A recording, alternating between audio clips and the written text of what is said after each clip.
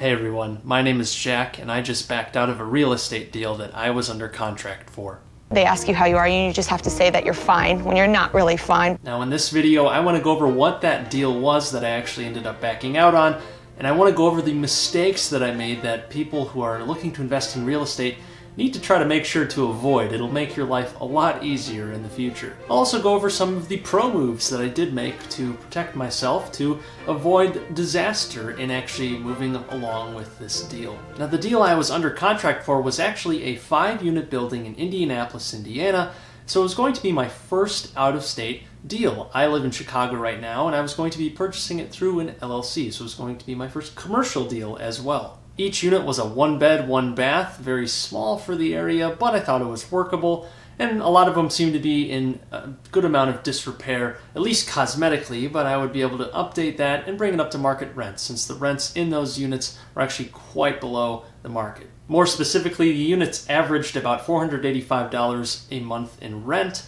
and I thought the market, if cosmetic updates were made, could support about $580 a month based on the square footage of each unit. Our rehab plans for these units probably would have been replacing the carpeted flooring with vinyl flooring, reglazing the tubs, repainting all of the cabinetry, repainting the walls, and doing generally just cosmetic updates to the unit, and probably adding in some nicer appliances as well, since a lot of them looked very old.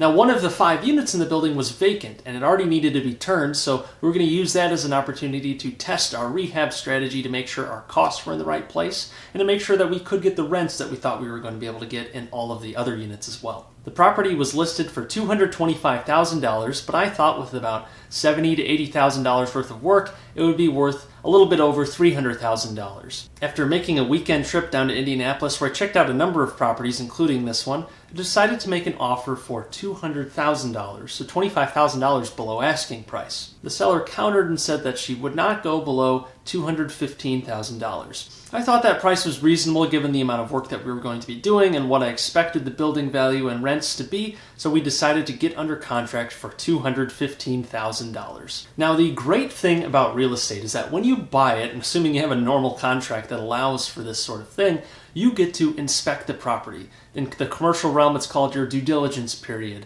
In the residential realm, it's typically called something like the inspection or attorney review period. This is where you get to bring all the experts that you want, mainly a home inspector, to come check out the property to make sure that it is what you want to be buying and that you're not missing anything on the surface or even within the surface of the building. The due diligence or inspection period is your chance to make sure that you're not missing anything when you go in to buy this property. Inspections generally are a few $100 for the residential realm, but because this was technically a commercial deal being more than 4 units, I had to fork over $650 for an inspection for basically the same actual end product of an inspection report. Within a week of getting the property under contract, we had the inspector go out there and check it out. Now, the inspector that we were using had a very good local reputation, so I trusted him enough to do the inspection without me there, and my broker was going to be there with him as well. Since I'm out of state and I'm in school and I work part-time, it really just wasn't feasible to make another trip out on a Friday.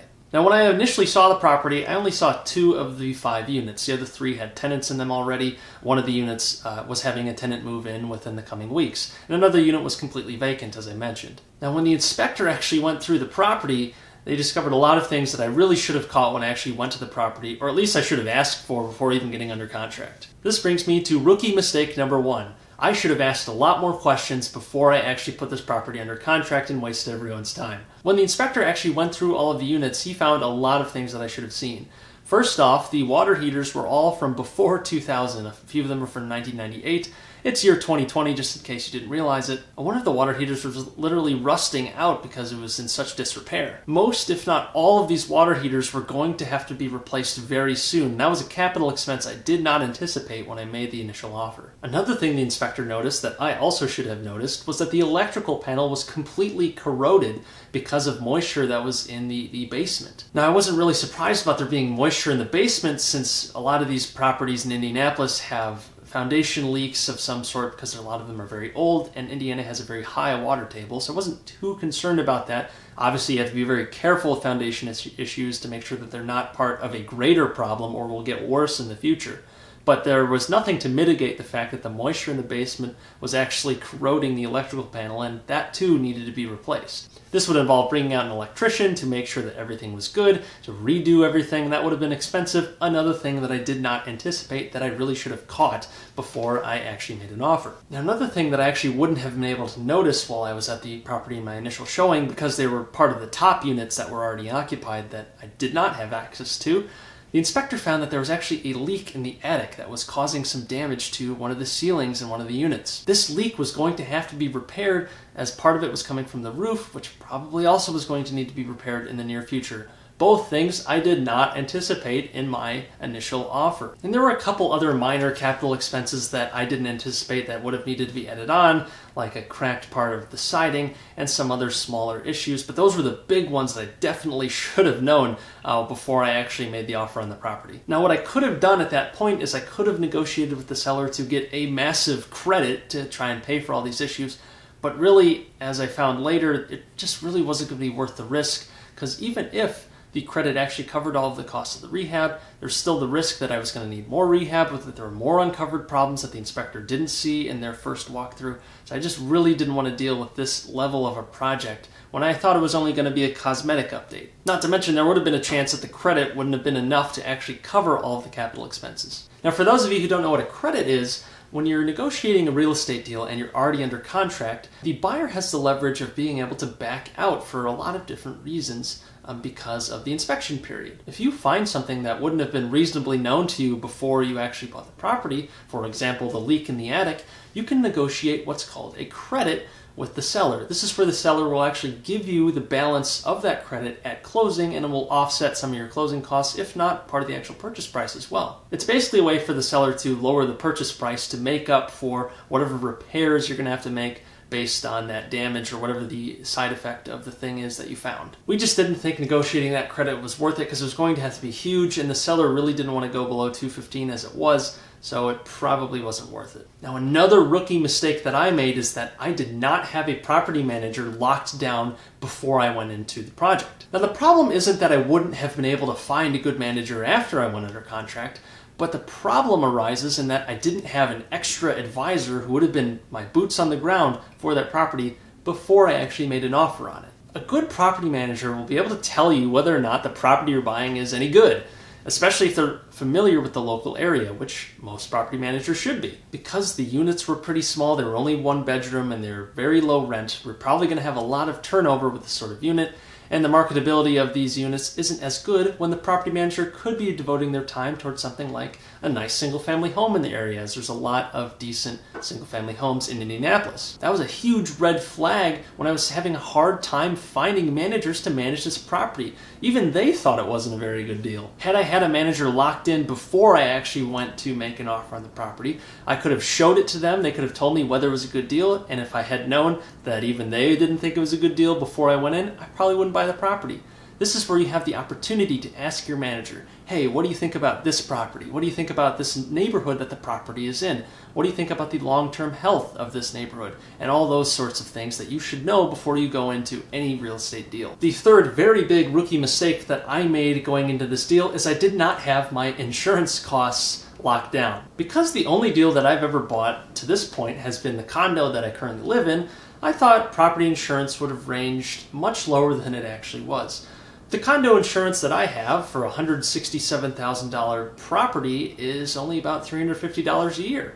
So I thought, well, since it's a commercial property worth $215,000, it'll probably be double that, at say around maybe $800, even up to $900 per year for the annual premium. So when I was running the numbers, that is the insurance expense that I used when I was calculating the actual metrics. Speaking of metrics, I have a free real estate metrics calculator linked in the description below. It lets you quickly analyze real estate deals and even has a mortgage calculator built into it so you can figure out the exact monthly payments that you can expect on a property. It quickly calculates cap rates, cash-on-cash return, and all of the other key metrics that you need to vet a deal.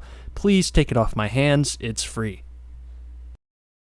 After I got under contract, I started looking for insurance quotes, and this is where I was in for a rude awakening. The first quote that I got for property insurance for this property was for $1,800 a year. That's well over double what I was actually expecting to pay. And I begged the insurance broker, hey, if this insurance is really this expensive, that's probably going to break the deal on its own. I need to know if you can bring this down any lower. The first quote that I got for an insurance policy for this commercial property was $1,800 a year, more than twice what I was anticipating paying for insurance in a given year. And I begged the insurance broker, hey, if this can't get any lower, this is probably going to break the deal on its own. Having insurance costs that much higher than I expected was going to kill my expected return, which probably would have made the deal not worth it on its own. The insurance agent came back with a quote that had half the amount of coverage and was still about $1,200. But of course, now if I took that policy, I wouldn't have as much insurance, which is the whole point of actually buying insurance. You want to be covered in the event that your building burns down, floods, or anything like that, so that your insurance covers those costs and you're not going to be out of pocket in the event of a disaster. So please, if you are buying a property, just tell an insurance agent at some point, hey, I'm thinking about buying this property. What do you think the approximate insurance quote would be on this? And they will give you a quote, definitely. Use that as your basis for the expenses, not some random guess that you made based on your current home or any other property that you already have. And keep in mind, if you're using a lender, you're definitely going to have property insurance because they want that property insured too, since they're going to have an interest in it. This brings me to the fourth rookie mistake that I made, which was not having a good number of lenders lined up before actually diving into the deal. Now, this I actually did a lot more due diligence with compared to insurance or the property manager search that I had before I actually got under contract. I asked a lot of lenders, hey, would you lend on this property given that we're going to do this on the rehab? Would you even give us the rehab costs at all? And I was really weighing my options pretty carefully with the lending pool. But I really didn't get it far enough. Since I only was able to find one hard money loan because of the one vacant unit, I wasn't able to get long-term financing given that I was a first-time commercial investor and that the property really just wasn't that good. Now, hard money, for those of you who don't know, is very expensive. I was going to be getting a 12-month interest-only bridge loan at 10% interest with what really hurts is a 4-point expense origination fee at the very beginning. This meant that I was going to have to pay 4 points on a $150,000 bridge loan that I was going to refinance out of in a few months anyways. 4 points on 150 grand is $6,000 just to originate the loan. This is before the appraisal and all of the other closing costs associated with any sort of loan. This probably should have been another red flag that this deal probably wasn't worth it given the cost of the debt I was going to be using with the expected return that I was looking to get.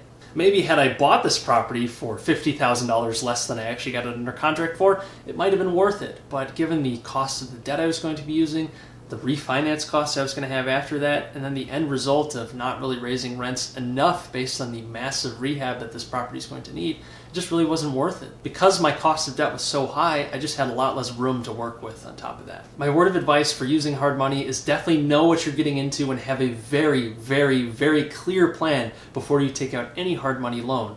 Our plan really was not clear enough given how short of a window we were going to have, and because we didn't really get that familiar with the amount of capital expenses we were going to have to be spending. Hard money really limits your window, so you got to make sure that window is tight and that you know exactly what you're doing. Now, a reason I had some trouble finding more lending options is because I've never actually done a commercial or really any sort of outside investment deal before where it's a property that I'm not going to be living in. Lenders are pretty stingy with first-time investors, and even though I do own my condo and I have bought a piece of real estate before, this was going to be my first investment deal. So a lot of these loans had either super high interest rates, super low loan to value, so I'd have to put a lot more cash up front, or they just had other bad things like huge origination fees like the one that I actually had a quote for. I think it's a signal that I probably should focus on something a little easier, like something that's already rented, doesn't need major repairs, and even if I have to pay a slight premium on that, at least I'd have a deal under my belt, so if I did want to do rehabs in the future, I'd have that experience and rapport to show to potential lenders. Now, I've already gone through the rookie mistakes that I've made, but I want to go over the pro moves that I made in this deal as well, since I did avoid a potentially disastrous deal because of the steps I took. Number one is never forgoing an inspection. Always have a professional inspector go and check out your property before you buy it. It's a few $100. In my case, it was $650. Oh well. It prevented me from losing thousands of dollars because the inspector was able to reveal a lot of the problems that I didn't recognize when I first did my walkthrough. Another reason to get an inspector is so that you can actually learn from them. You can learn when you do your initial walkthroughs to spot what inspectors spot, and it'll save you the trouble of actually getting it under contract, paying an inspector to do it for you, and then wasting all this time when you would have never done the deal had you known anything that the inspector knew. Now, if this was a better deal, the inspection report is a great tool for leverage when you're negotiating credits with a seller, in that you can point directly to an inspector's report and say, hey, the inspector found this problem, I want this credit to take care of it. If you don't pay it, then I am out. So that was a pro move. I got a thorough inspector with a good local reputation, and he ended up pointing out a lot of problems that I missed. Now, another pro move that I made on this deal is that I did not get emotionally attached to it and did not force the deal through after knowing what I now know. Buying real estate investments should not be like buying a home. Really, you should never buy anything like a home where you get emotionally attached to it and then overpay for something. Unless you have a ton of cash to burn, you really shouldn't be doing that if you know what's best for your financial health. I went into the deal with tremendous skepticism in that it wasn't going to work out because I was going to find something that I didn't realize. Now, I probably should have found a lot of these things before I actually got to the inspection period, but I did not get emotionally attached to this deal. I wasn't seeing dollar signs in my eyes thinking, oh wow, I'm going to make so much profit on this deal, I'm going to make it work no matter what.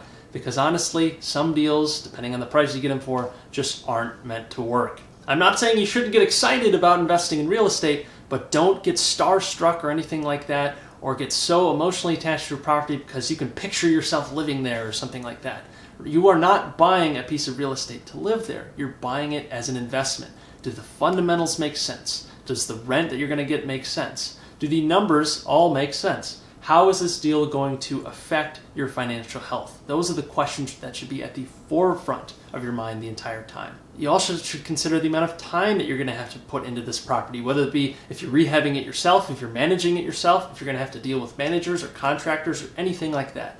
Those are the things you should be worrying about, not whether the property is pretty in your mind. It did help that this property that I bought was not actually very pretty and was actually fairly dingy, and I'm kind of glad now that I backed out. I'm definitely glad from a numerical standpoint that I backed out. So now that I've backed out of this deal, what's next? I'm now back on the hunt in Indianapolis looking for a property to buy. This time I'm probably going to try to make sure it's a 2 to 4 unit that's a little bit more manageable and won't have as many massive capital expenditures, and ideally has a slightly lower insurance premium than I would have been expecting. But I'm now much better equipped going into the next deal. I know I have a good broker. I have a property manager lined up that I can run deals by. I have an insurance agent, and I'm more familiar with the actual amount of premiums that you're going to have to pay for a year-long policy. I have a couple more lenders lined up that I think will be more willing to do the deals that I'll be bringing to them. I'm going to make sure to run deals by all of those people before I end up making an offer on it and wasting everyone's time and wasting money on an inspection when I don't need to. I'll have their opinions on the deal before actually entering it, and then I'll know if I'm actually getting into something that's manageable and if it's something that I can make work. But either way, I'm not going to get discouraged just because one deal fell through. If you like this video, be sure to give it a like as it helps the channel out a lot. If you have any questions or comments about my real estate adventures, be sure to leave a comment below. And be sure to subscribe to the channel so you never miss an update. I actually started a new series this month that's documenting my path as I try to reach $1 million in net worth over the next few years. Be sure to subscribe so you don't miss those updates. Until next time, take care.